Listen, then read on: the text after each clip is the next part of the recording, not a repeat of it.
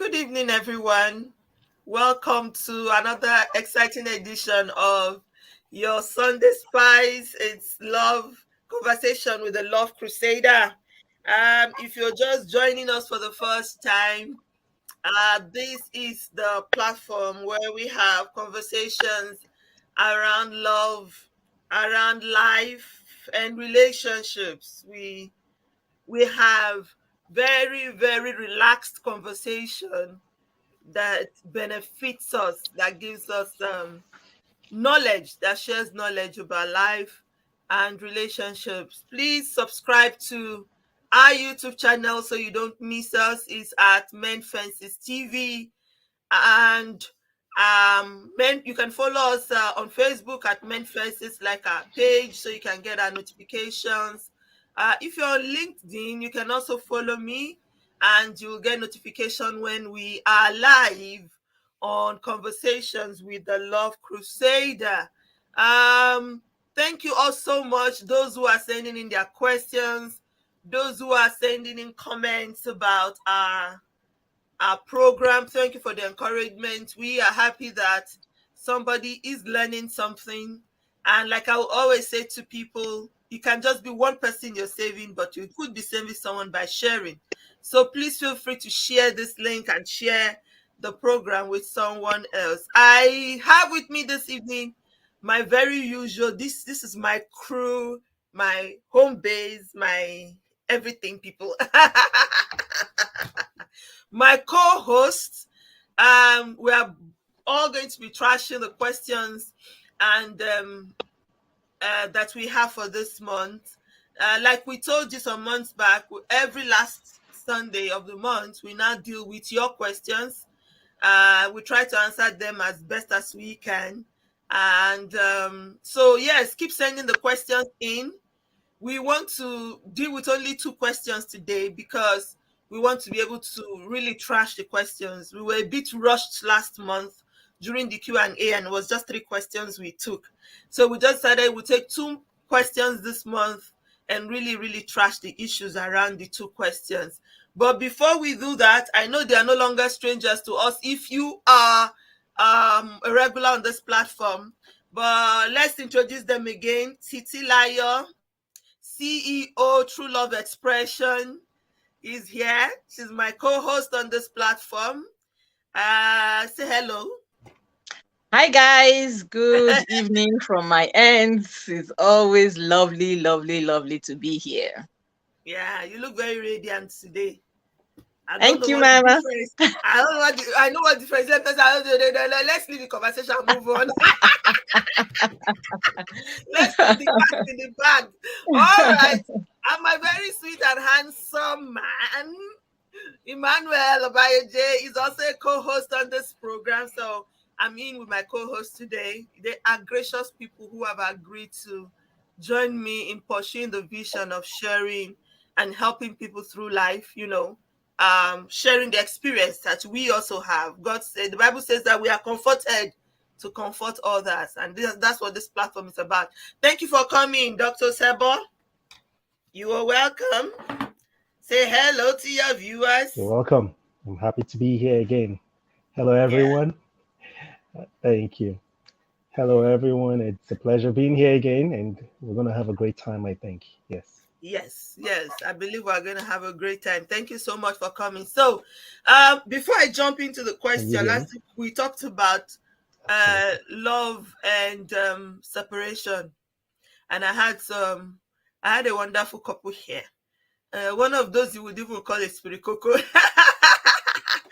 But their insights about separation was really great. And I don't want to go back to it. However, we had someone asking us a question, which of course we're going to do it next month.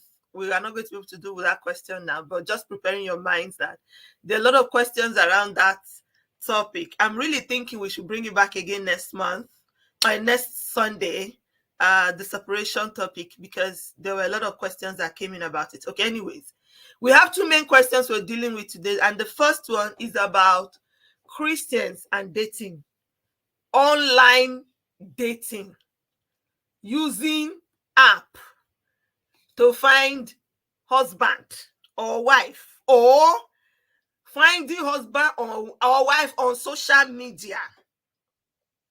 So the person who asked this question is actually a friend of mine. So I try not to go into too much detail so that some people believe that as Christians we should live by, not believe, that's what the Bible says, we should live by faith, and finding a spouse is a faith thing. You have to, pray, ask for the will of God, and then meet this person, yada yada yada. But now with the age that we are, of course, everything technology, that's why I'm talking to us on this platform. We have many online sites, and especially dating sites, that do the work of combining people and matching people. And this person was like, that takes away the place of faith. As far as they are concerned, believers should not be using dating sites, or should they? First question. So this is our first question. Ladies first. Titi, let's start with you. What's your thought on this? I don't know. For me personally, it is kind of strange that this is even coming up as a question, because I'm trying to understand how that takes the place of faith. Is faith without works not dead? So what are we talking about here? What exactly do these dating sites do? That's the question. And you making use of apps or social media, that's the action of the faith part now. That's the way I see it. So the real question is, if we say we are believers, what are your chances of seeing a fellow like-minded person, like you, that shares the same values as you on, say, a dating site? So the issue is not even the dating site in the first place. The question is, do you know what you're looking for? And if you know what you're looking for, are you going to find someone with the qualities that you seek, or that you should be seeking on a dating site? So I think that's what we should be dealing with. I know that with dating site comes, it's like there are a lot of sharks inside the water, so you're dealing with more sharks. That's the way I see it. When you make use of this dating site. So now you need to be extra careful. You need to scrutinize some more. It's a whole lot, but if you can handle it, why not? Then social media own, I don't know. It's like saying now, because the world has become a global village. So it's like saying now that is it okay to meet someone at the mall? That's how into our lives social media is. So if I can meet someone at the mall and date the person, I can as well meet the person on social media. The question again is the values you should be seeking, the qualities you should be seeking. Would you be able to identify them when you meet someone, say on social media or on dating apps? So for me, it's okay if you're going to meet this person on dating apps, but would you be able to? What are your chances of seeing that person with the qualities or the values that you should be seeking on those apps? That's the question for me. Okay. I think we need to also talk about what's going on these apps to an extent, so that people can understand where this question is coming from. Because on some dating apps, like you said, there are sharks. There are a lot of deception going on. You have some people putting pictures that don't really say who they are, and you are supposed to get matched by just looking at this person's, maybe their thoughts, or they write a bio or something about themselves. Yes, I went to a dating app to just research before I came here. I tried to look at one dating app before I came here to talk about this program, so I can get a view of what's going on there. But I don't have a profile. Oh. Don't look for me. You don't see me there. I'm married. Okay, so from my understanding of it, you put a picture. You said this is you, your interest, your like, or short comments about you, and then these guys also do that, and people scroll through those pictures and see somebody they think they like, and then they connect. So they start chatting, and maybe if they can finally meet each other face to face. Sometimes you might have to chat more than one or two persons. You might have to also go out with more than one or two persons, because you might go out with someone and you don't click, and then you now go out with another one, and then maybe go out to the third one, and maybe go out to the fourth one. And if you are now blessed or lucky, let's use the word lucky, because now it's looking like a game of chance, you now might find someone who actually is the same with you, or who has the same interest with you, and a connection is made. So this tumbo, how will I put it? How do I explain it? Let me use our local balance. That game of chance, I think for me, is what makes this person feel that it's not a faith thing. Why should Christians be involved? Dr. Seba, what do you think?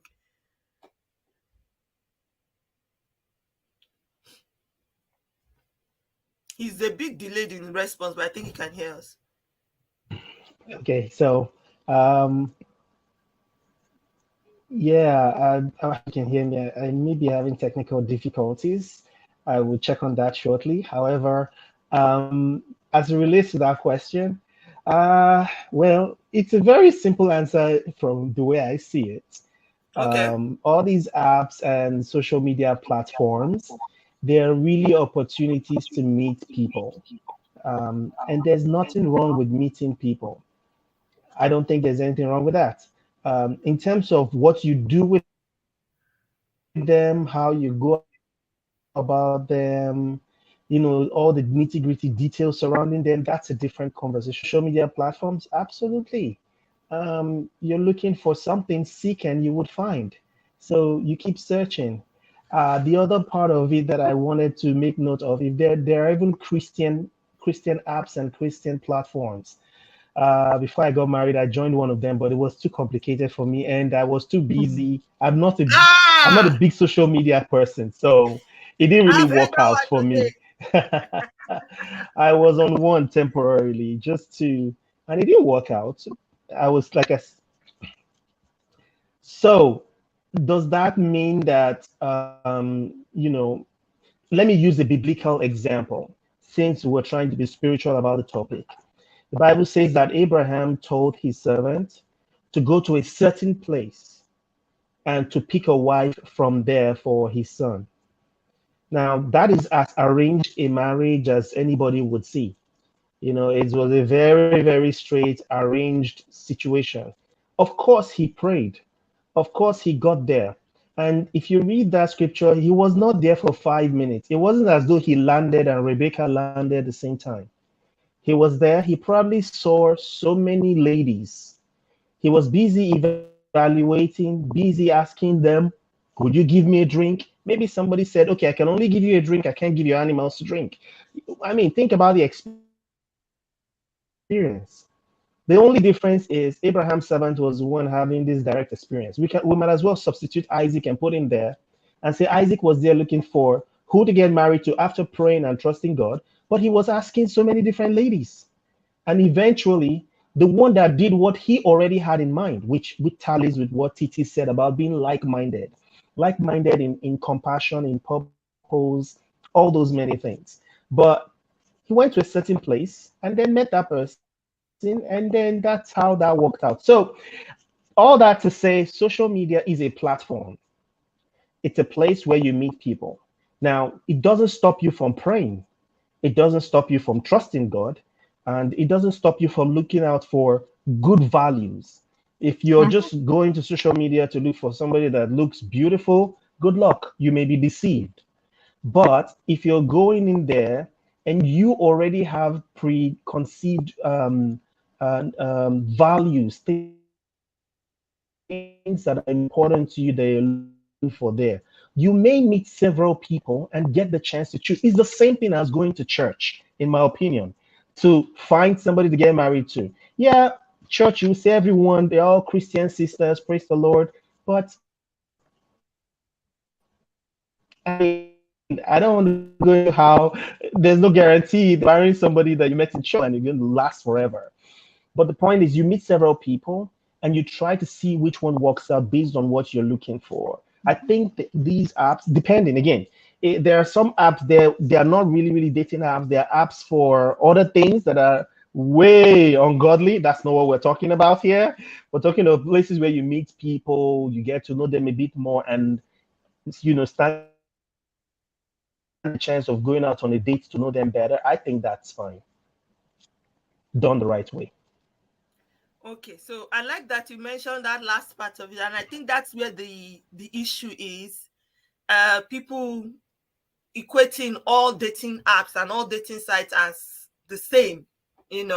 Like you said, there are some that are really not nice and not good. And in fact, I heard, because the one I went to was also a Christian dating site to just have an overview of what the dating site looked like. It was a Christian dating site. But I've heard that, some post nude pictures, and, that can maybe encourage lust. They even enhance the pictures. So somebody who has very small breast, for example, when the person put their picture, the site enhances the breast to look bigger, and maybe stuff like that, which is deception. Which is deception in itself. And I think this is one of the major reasons why some people may frown at it. But like someone has said here, that it's part of development and growth. In this side of the world, it might not be a problem, but Titi, you're in Nigeria. Do you think Nigerians can in our fatherland can embrace it? Problem. Can really embrace this development? A Christian sister, a practicing, believing Christian sister. Should she be there? That's the problem. Also, not even just Christian believer. No. If you're talking about our African culture, why should a lady go and be advertising herself, so to speak? If you are talking about African culture, they've been doing this thing right from the times of our mothers' mothers. Is that not how they used to find husband? There were no dating sites then, but there were physical sites, physical people that we even scrutinize and say, okay, this is the person, matchmaking going on all over the place. So that has been happening. Talking about our culture is the spiritual aspects, in this part of the world, that is probably being frowned at. And I understand where they are coming from, people that frown at it, because it's because of these things that we're talking about. Like I said earlier, you are going to be dealing with a whole lot more. You have to filter through deception, filter through pride, filter through, it's just a whole lot that you need to deal with. So can you handle that and still maintain your values? Would you be able to sift through all of that and still be able to pick someone that still has those similar values that you share and beliefs that you share? It's just a whole lot. But there are people that have E for energy. They have this energy. They have this talent, So I think maybe it's a bit better if it is a Christian dating site, a little low, because there are all manners of people everywhere. Because probably there will be rules, as to how to do these things. So in that aspect, maybe a little bit better, But if you just go to the general dating site like that, as a practicing, believing Christian sister or Christian brother, I don't know. I fear for you, So it is where we'll be praying for you. When you get there, you come back and tell us. We are going to put Dr. Sebo on the spot because he has exposed himself. He said he was on one before. So he will tell us how the experience was. How was it? You have to tell us how was it. Don't mention it. We don't want to know the one you were on, but how was the experience before you bowed out of it? Just, just share. Well, Was it a Christian dating site? ah, it's been a long time ago now, Okay. but I can't remember if it was a Christian dating site. You said I should mention the name of the company or something, but I can't remember. I don't think it was a Christian dating Okay. site. I do remember, however, that they did require a lot of personal information. So that was the first thing I was careful about that concerned me. Like I said, I'm not a giant, I'm not a big fan of social media. So when certain level of details are being asked, in terms of providing information about yourself, I was a bit cautious. And just because, they're asking everybody for this information doesn't mean people are being genuine, right? So I had to be careful and I had to ask myself if it was worth my time. I joined, I started giving in some information. They were trying to provide a few people that they felt based on so they ask you questions, for example, about your belief system. They ask you I think they even ask some scenario style questions about life and ideologies. And based on that, they make recommendation, or we think you may like this person, or we think you may like that person. And the truth of the matter is, it wasn't working because I was initially in the general aspect of it where you needed to now start paying for them to make those recommendations of people to you. And like I said, I was too busy to pursue that thing at that time. So I left it. But I am not against it. It's the real key. If there are people that they're so busy with work and other things that their life is not very great right now. Yeah. So this may be an opportunity for them to meet people, so it's not too restrictive. There are those we had, for example, pandemic that happened where even if you always want to be in church and meet church people, it just wasn't going to happen for what, 2 years in this part of the world where I am. And if you still want to meet people, you have to at some point open yourself up to the possibility of using social media platforms. So you're meeting people. It's okay to meet people. See, if you have a good intention, then you trust. That's the prayer part of it.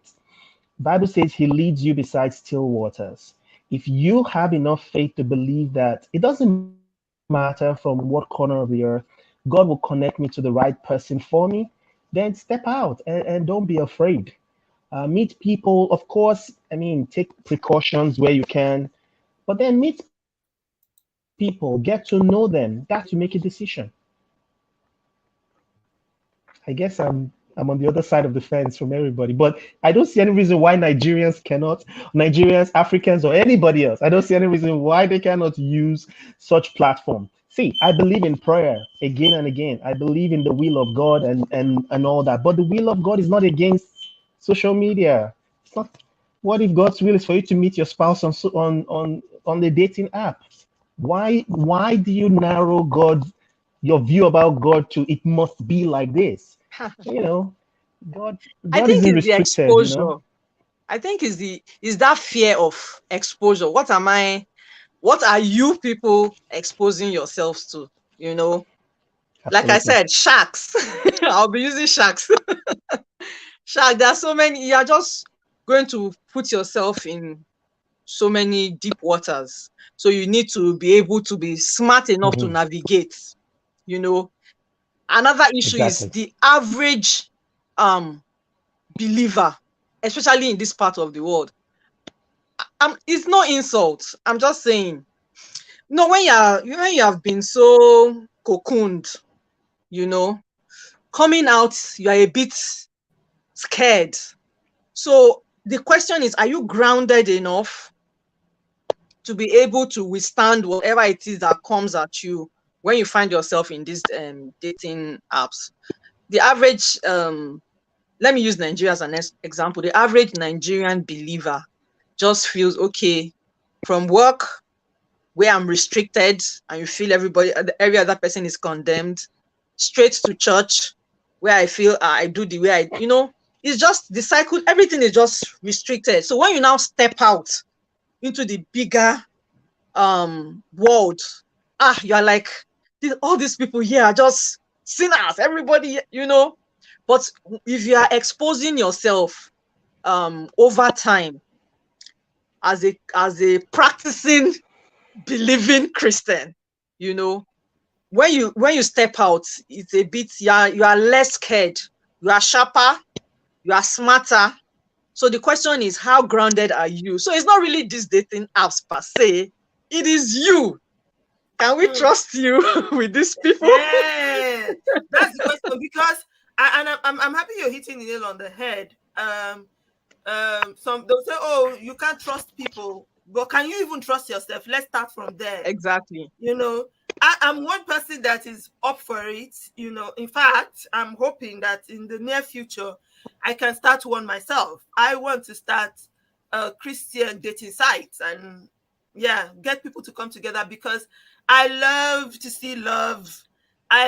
You need to see me watching wedding videos, not my own or of other people, and smiling and grinning from ear to ear. Like, I just love love. And I feel and I believe that no one is, well, Bible might say some people are called to singleness, but no one is actually created to be an island. There's someone out there for you if you really, really take the time to find or search, you know. So, but the environment, the one you'll be creating will be a safe environment, I believe. That's you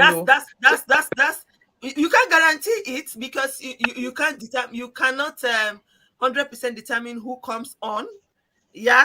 But to a large extent, it will be a bit controlled. Yeah, as against free for all, anything is okay. In fact, in my head, I'm thinking of ways that I can make it safe by maybe, for example, saying, if you say you're a believer, before you can join the site, I might have to get maybe confirmation from your pastor. Who is your pastor? Who is your church? You know, something like that. Let them sign off on you truly being a believer. Like, you really have to be known to be a believer. I'm just thinking it in my head anyway.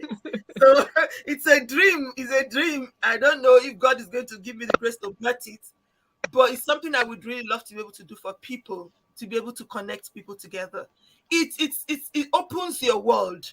It opens your world. It gives you a wider opportunity to meet more different kind of people.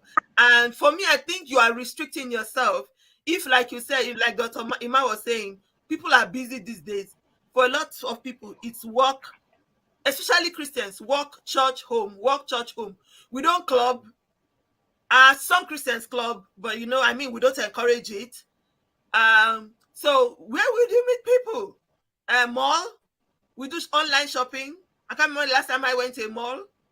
So if I were to be single and somebody is waiting to catch me in the mall, the probability might be 20%.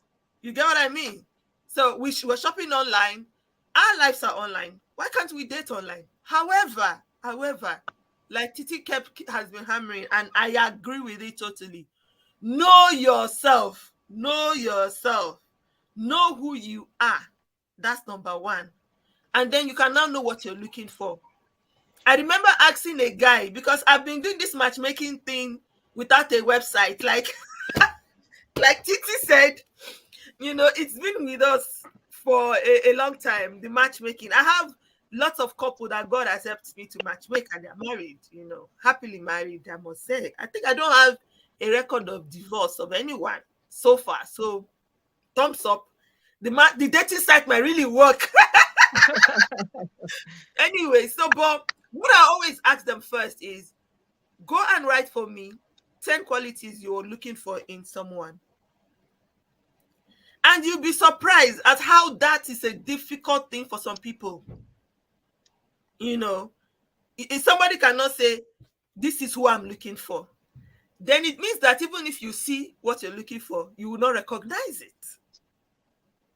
And then you can get on this dating site that is full of sharks. It's like a big sea and a big ocean with all the nice fishes and still the dangerous fishes. So you can get there and then you swim so much you get lost because you don't even know what you're looking for. So that would be our first advice. That would be my own first advice. Know yourself, like Titi said. Know yourself, know the values, know what you're looking for. And Dr. Sebastian said it too. the place of prayer. And that's where faith comes in. So it's not faithlessness. We're not playing God. We're not taking the place of God or the Holy Spirit. There is the place of prayer also in doing it. Let God show you the God, the person that is not mine should not even come to my profile, should not even chat me up, or the sharks there, Holy Spirit, guide me away from them. Yes, you can pray about anything and everything. In fact, pray about what sites to go and join. I think that's, for me, is where faith comes in. You can pray and be led to join a particular site. So we're not saying take God out of it. We're not saying be mechanical about it and just do it only in that mechanical way. Don't how will I call it? Don't hinder. Don't limit. Yes, let me use that word. Don't limit what God can do and who God can. I mean, I know a couple here in the UK. They are my friends, and we went to their house. They are sweet. They are a sweet couple. And I just threw it at them. How did you guys meet? I said, we met on the dating site. And I was like, oh, really? And they're one of the sweetest couples. They've been married 8 years. So they're one of the sweetest couples I have met. So it's possible, it's doable. And being a Christian should not stop you from going there. But then go with that intention to say, I know what I'm looking for. I've prayed about it and I'm led to go there. I like the way Dr. Sebo is smiling. If I may add to that, in fact, Yes. some people would find, again, if you're not a computer and all these things friendly, then yes, be careful. But if you're into social media and you're a guru at navigating, you know the language, you know what people say, what they mean with certain terminologies, by all means. Now, the other positive I want to add to this is, typically, say somebody goes to a church to, the person is going to worship God, but at the same time want to get married to. The process is still the same. You meet the person, you yourself.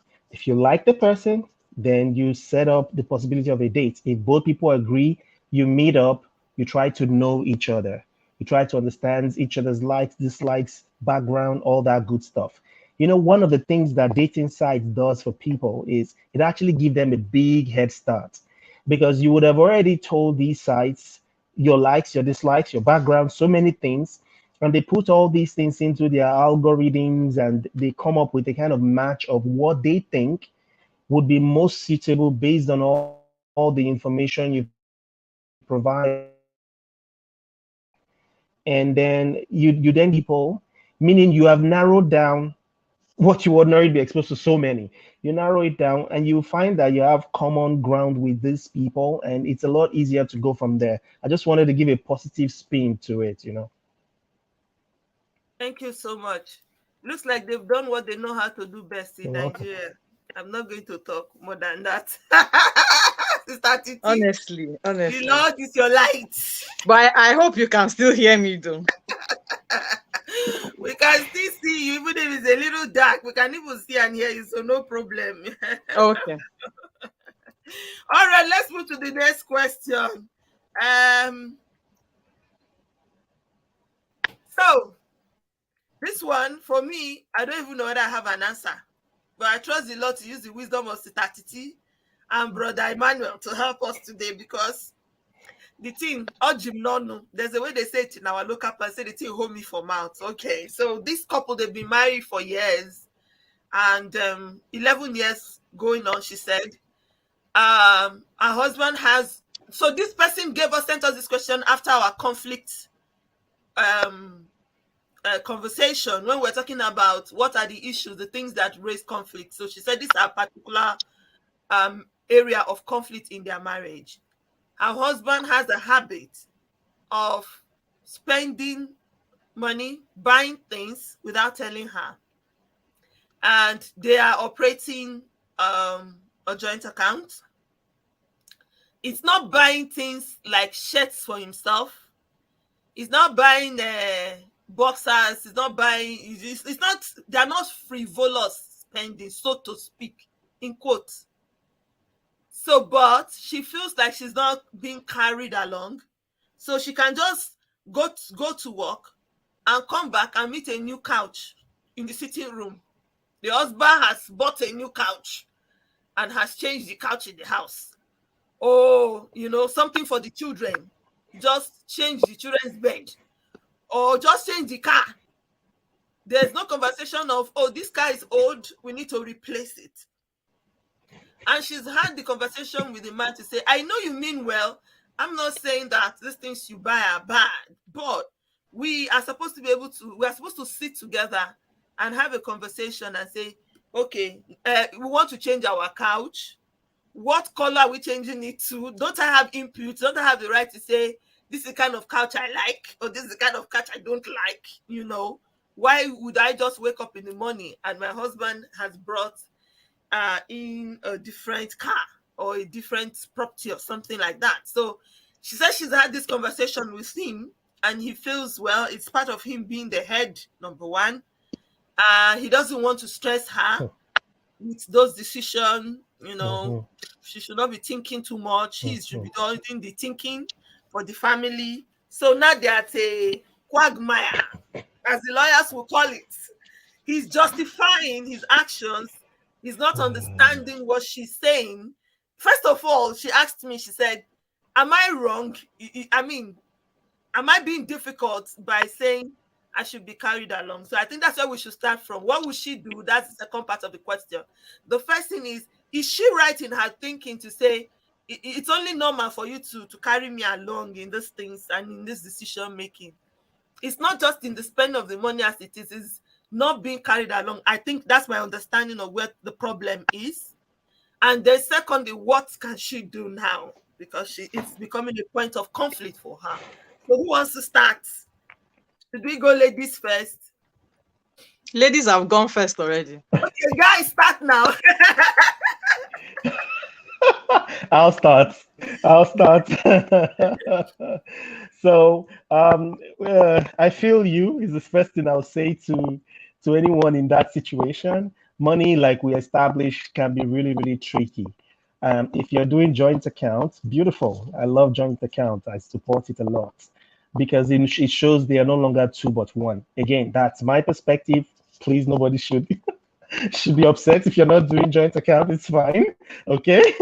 But if you're now joint and we have a common purse, I think that it is a sign of good stewardship as well as a sign of respect for your spouse, for you to have conversation about how you use the finance. Regardless of if one person is the breadwinner, the other person isn't working, it doesn't matter. As long as it's a joint account, it is no longer mine, it is our. And if you say it is we and our, and that's the language, then decisions cannot just be made with I and me. There has to be we. What do you think about this? Now, the way I discuss this, the way I've had a conversation about this with other people is sometimes a spouse may not want to feel like they're always taking permission. You're not taking permission from your husband or wife if you actually disclose to them your intentions for the family finances. It's not necessarily a case of, do you permit me? But it's a case of, this is what I am trying to do. What do you think about it? Do you have a better idea regarding this thing I'm trying to do? How can we make it better? Because ultimately, whatever is done with the finances of that home is going to impact both parties.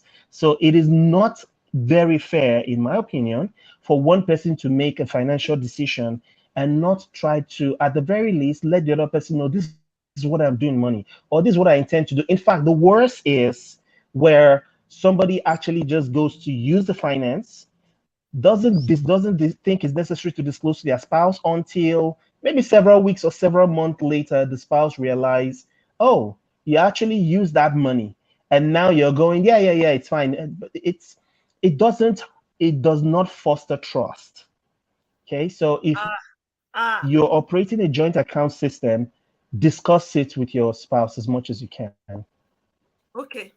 So I just picked something from what you said now about trust. So it means we agree that she's right in her thinking to say this is not right. This is not how we should be from what you've said now. How does this break down trust, Sister Titi? Do you agree that it doesn't foster trust? Oh yeah, definitely. It does not because right now she's finding it difficult to trust the guy, you know. Let me first of all say that if you're listening, you're not crazy. It's not wrong what you're asking for. And you're not asking for too much. You know, you're not asking for too much. Despite the fact that it's a level of understanding that the guy has to come up to. You are better informed, you are more aware. You are waiting for him to come up to that level of understanding.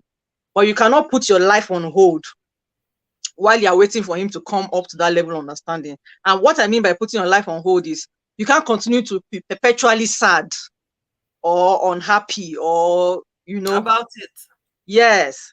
So you have to free yourself from that situation. Yes, it kind of affects trust, you know, because if he trusted her with the right information or with if he values her input and all that, he would request for it. I don't believe this idea, this saying, I don't know which of them said it, that I don't want to stress you. Stress me. I want to be stressed. Ask me. I want to know. You know? So I don't believe if she's the one telling herself that to make herself feel better, well, but I don't think it's because he doesn't want to stress you. He's the guy that says, I don't want to stress you. You know, I know what is good for the family. So you tell him, please go ahead and stress me. I want to be stressed when it comes to things like this, since he seems not to get it. You know, and the fact that it's even a joint account, you have broken that trust of joint account. So it's no longer a joint account because you are the one making all the decisions. You know, but what does that tell the woman? If she's not making her own money, you should start making your own money. Yes, you have joint accounts, but you should have your own personal private account, because anything can happen at any time. Today is a couch. That's true. Today is a couch. Tomorrow is going to be something bigger. You know? Yes. And if it's true. And if he begins with little things like this, one day, chances are that he will put the whole family in trouble.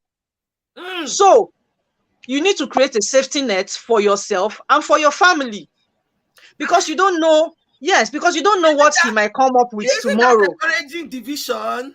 No, it's not encouraging division. So, the so-called joint account is still there to give yourself peace, because that's one of the things every woman wants from your marriage. That's security. She doesn't have it anymore, and that's what's making her. That's one of the things making her unhappy. So yes, maintain the joint account, but have your own money, have your own savings. If it's possible, do your own thing. That will ease your mind, because right now her heart is like, see what he's doing, he's not involving me. But if you have the capacity to do your own thing, it will make it the situation a bit milder. You can go like, okay, if he comes home today and he says he has bought a couch, I'm like, okay, lovely. You see it from the aspect of, okay, it's for the family. So that's nice. It's not a big deal. If you're able to go out and buy stuff for yourself and he doesn't frown at it, fantastic. You are no longer, your mind is no longer that so hung up on that scenario or on that situation. So my advice to her is, if you're not making your own money, start making your own money. Start saving up for yourself, because I mean, anything can happen really, so that you'll be able to free your mind to love on the guy. He might not even be a bad person. You know, he might not just understand it like that. Like the reasons he's giving. I don't want to stress you. I hear you, Titi. But look at it this way. Okay. If we say free your mind, and I'm going to let Dr. Sabot say something, because I see there's something burning in his mouth that he wants to drop. Hold on, I'm coming. See it this way, for example. So we're saying, yeah, she can just have her own safety net, which I agree with. I mean, that's how I operate as a person. You should have your own safety net, whether a man or a woman. Don't take everything away from each other. But If, for example, you go and buy a couch, I'm one person that I like what I like. So you buy a couch now, you bring the couch, and I don't like the couch. How am I going to still have peace sitting and using that couch? Sister, there'll be problem. That's the truth. Maybe I'll never use that sitting room again, pata pata. If you don't want me to sit there. You get what I'm trying to say? It will be hard for her because he's expecting them to use these things together. It's not just that he's making this decision for the both of them and for the whole family. So it's a matter of, if I buy you these shoes and you don't like them, you are forced to wear them because I have already bought them. That's where the problem. No. See, you're not forced to wear anything, because you see, as it is now, she has been talking to him about it, and he seems not to get it. So leave the matter. Don't talk to him about it anymore. Okay. Allow him to express himself. Okay. If he buys stuff for you, you are not happy about it, or you don't like it, you say thank you. I would have preferred so and so. Maybe you tell me next time if you want to buy me stuff, and just leave it at that. If you keep hammering on the issue, nothing is going to change. Yeah. So leave it at that. And that's where empathy comes in. Because if you are the one in that position that her husband is now, you will want someone to extend empathy to you. You want them to be patient with you now. It's easy when you're not the one and it's the other person. You want them to change fast. You want them to do your bidding. But if you are the one, and I'm sure there are other things that the husband too might be accepting or tolerating, in quotes, with regards to her. So apply empathy when it comes to that situation and say, okay, let me take your word for it. You don't want to stress me, but okay, no problem. That's why I said to free herself, to free her mind. You got to make your own money, sister. I get your mentality. Okay, let me let Dr. Sebon say something. I'll come back to that. We are waiting for you, Dr. Okay, so so many things have been said here. So let me assume the person that asked the question because she loves the concept of maintaining a joint account in the family. Definitely. So with that assumption in mind, because it's totally okay. There are situations where people don't do joint account. It's not a sin, right? So, but if the goal, if the desire, if what she loves, and it could even be a man that's having this experience where the wife just goes on her own tangent and does what she wants with money. If you're dealing with that situation and it's been recurring for a long time, weak to jais. Okay, wisdom is profitable to direct. If this person, because I know some people, they just love the feeling of personal control they have to be able to just get up, go buy what they want to buy, or go do what they want to do with money. It's not even about the spending. It's the fact that they have a sense of control, all right, to be able to do that. So it's fine. Re-strategize. Instead of having all of the family's finances in one joint account, why don't we have a percentage system? Say, for example, we break our finances into 80-20. 10% of our finances goes into your personal account. The other 10% goes into my account. 80% of our finances go into our joint account. If you do that every month over a space of time, you will have some money personally to spend on whatever, whenever, however, wherever, and still feel a sense of autonomy. And I will not feel cheated because I'm 10% in my account. Even if I am the save till you die kind of person, then I'll just still have it there and never have the feeling of, well, you're just doing everything by yourself. Yeah, you can.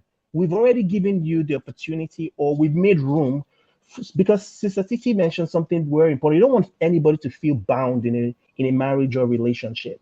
So if you have a certain way that isn't working, sit with your spouse, come to an agreement, re-strategize.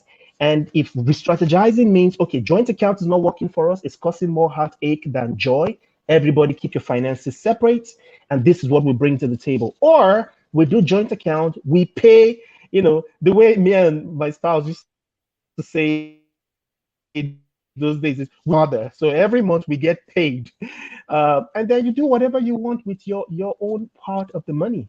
And then when it comes to using the money that is central in the joint account, we have to agree to have a conversation about how it is being spent. That strategy, it doesn't have to cause conflict. And again, if it's not working, look for another way. There's always a way that we can work in peace. I Doc, it's think like for you this don't woman, understand what this woman wait, is wait, saying. you people should She's hold on. talking and the man is not hearing. That Hold is on. the issue. Yeah, that's one of the problem. The other part is I think we're focusing more on the money. She's not really much more. She's not as troubled about the money as the fact that she feels neglected. She feels not being carried along. It's the decision making, you know. And I think it's not even just about. She used that as an example.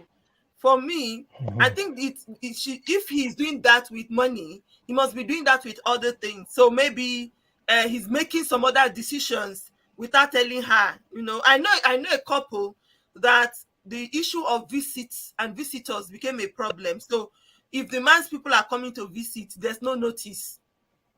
You are just in the house, bam, somebody brings bag, and they're not coming for 1 or 2 nights. This person is maybe planning to stay with you 2-3 weeks. The man has been informed, or the woman has been informed that the person is coming, but did not tell the spouse. So for her, it's a question of why is he making decisions without her, not her not being carried along. It's more the problem, much more than, I mean, like money, like we all say now, money, we can separate Right. money now.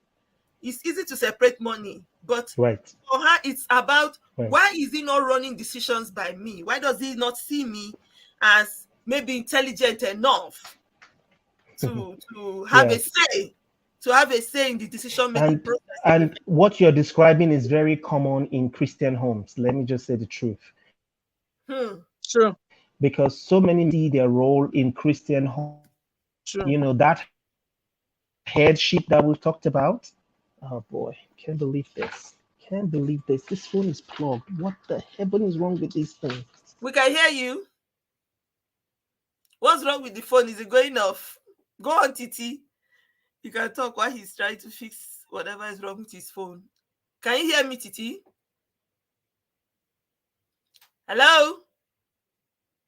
Anybody home? Okay, Dr. Seba was trying to say that the concept of headship is what is making it some Christian men believe that this is what I think my husband just sent a comment and was saying that's not how you show headship. He said intermittently you can surprise the family with such purchases, but don't make it a trend or a way to show headship. So I think this is the point Dr. Sabo was trying to make, to say because some people believe the Bible says, oh, I'm the head of the house, I have to make the decisions, I have to decide what we buy, what we do, and what we don't do. I'm the one who says A, and it is A. You are not the Alpha and Omega. You are the head. But then, like they will say in our local parlance, what is the head without the neck? It is the neck who turns the head around. And we are a team. We are a team. In marriage, in relationships, it should be about us being a team. And teamwork means that we have to carry each other along. You don't work in a team alone. If you're alone, you're making decisions alone, you're deciding stuff alone, then it's no longer a team. It's just you. So whether it's a man or a woman, as far as relationships are concerned, you need to understand that it's teamwork. You both need to be making decisions together. You both need to be having conversations. I like the 3-step here. As also brought up by my husband, says discuss, dialogue, and agree on every single step. Discuss, dialogue. So I think that's a new process for those who might want to ask, so how do I go about it? So that's a very good one, an excellent process that has been given by my husband there. Say discuss, dialogue, and agree on every single step. So that's our encouragement for you. That's our advice we can give. And for the sister who's there, pray. The hearts of the king are in God's hands. He can change his heart. Don't give up talking. Keep dialoguing. Keep discussing. But don't be don't be angry about it. Try not to make it a point of conflict. Like, you said when you asked us the question that this is a point of conflict in your marriage. Try not to make it a point of conflict. Look for avenues, easier ways to have the conversations around it. And if possible, maybe involve a third party to counsel you both on how this decision making affects you, and how you're not being carried along makes you feel. All right, so I think technical difficulties has taken off my co-host this evening. However, we have already answered the questions. Our first question was about the use of dating sites and social media in finding a spouse, especially for those who says they are Christians and believers. Someone said they did not see it as an act of faith. I hope we've been able to answer your question. Use it properly and use it appropriately. It is not faithlessness. It is a blessing. Social media can be a blessing. It can also be a curse. It depends on how you use it. So we have given a few tips. Know yourself. Know the values you represent. Know what you're also looking for before you join a site. Pray also about it. That's where faith comes in. Pray and trust God to guide you to the right sites. There are Christian dating sites. If you're a Christian and you are afraid of what might be going on in the non-Christian dating site, please use a Christian dating site so you can find people of like mind. It can be God's way of matching you with someone. If you want to be single, it's fine. Some people have been called to singleness. But if not, please don't cheat yourself out of an experience. Expand your cycle. It could be an opportunity for you to expand your cycle. Respond to those messages. People who are sliding into your DMs on Instagram, on Facebook. I know that there are some people who are annoying. Let me use the word annoying. But you could be chatting with your chatting with your husband, you could be chatting with your wife. A lot of people have made themselves on social media, and yes, it's possible and it's doable. Go there and be honest yourself. Be open to the system and trust the system to give you what you're looking for. Trust the system and God to give you what you're looking for. And for the person who doesn't feel carried along, couples, please carry yourselves along in decision making.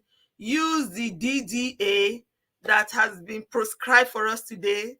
Discuss, dialogue, and agree. It is a teamwork. We are a team, and we must communicate with each other. We have to discuss with each other as a team.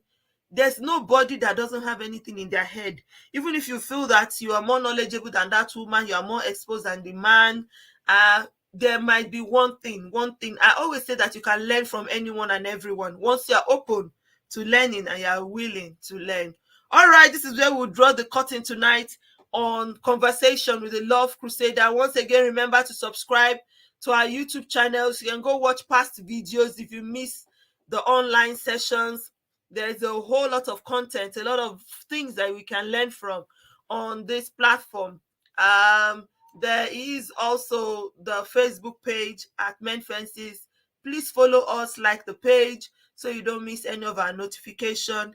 We are also there on LinkedIn. We are currently live there on LinkedIn, so you can also follow me on LinkedIn. It's at Oko Joseph Omotese Comfort. All right, until we come your way again next week, we are going to come back with a conversation around love and separation, and how Christians can use it, and how separation can work for us or not. Okay, see you next week. Have a love-filled week. Thanks again to my co-hosts. Sorry about the technical issues. You'll see them again very soon next month. And God bless you. Take care.